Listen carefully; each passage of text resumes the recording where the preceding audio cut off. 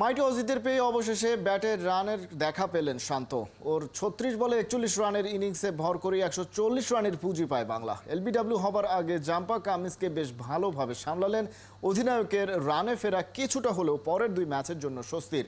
বিস্তারিত মেহেদী নাইমের রিপোর্টে।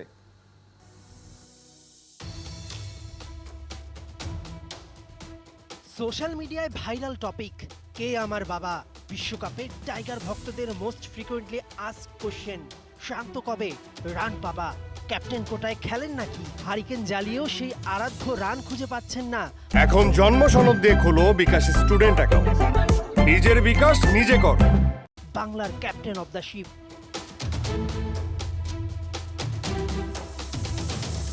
বড় তারকারা ফিরে আসেন বড় ম্যাচে, শান্তও যেন তাই। খেলাযোগকে জানিয়েছিলেন সুযোগ পেলে মিচেল স্টার্ককে পেটাতে চান। কারে বেশি পিটাইতে চান? এক ওভারে মিচেল স্টার্ক, যদি ওকে পিটাইতে পারি ভালো লাগবে। বিশ্বকাপে এই প্রথম অস্ট্রেলিয়ার বিপক্ষে খেলতে নেমে সেই কথা কিছুটা হলেও রাখলেন। স্টার্ককে 6 না হোক, ম্যাচের মোমেন্টাম অনুযায়ী মারলেন অন্তত একটা 4।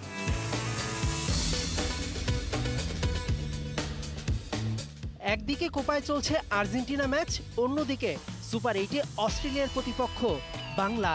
ছুটির দিনের ভোরে জাগ্রত জনতা। দুই ম্যাচেই চোখ খেলা পাগল মানুষকে স্বস্তি এনে দিলেন দীর্ঘদিন রান না পাওয়া নাজমুল হাসান শান্ত।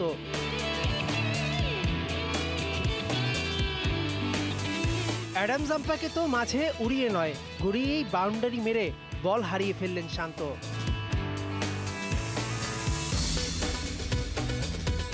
বলের মেরিট বুঝে কোনো তাড়াহুড়া না করে মাইটি অজিতের বিপক্ষে খেললেন 36 বলে 41 রানের ইনিংস। ম্যাচের পরিস্থিতি বিবেচনায় সেটাকে ক্যাপ্টেন্স নক বলাই যায়।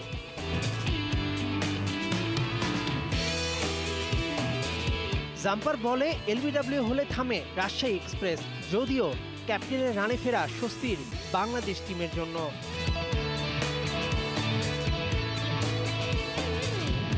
মেহেদী নাইম, 71।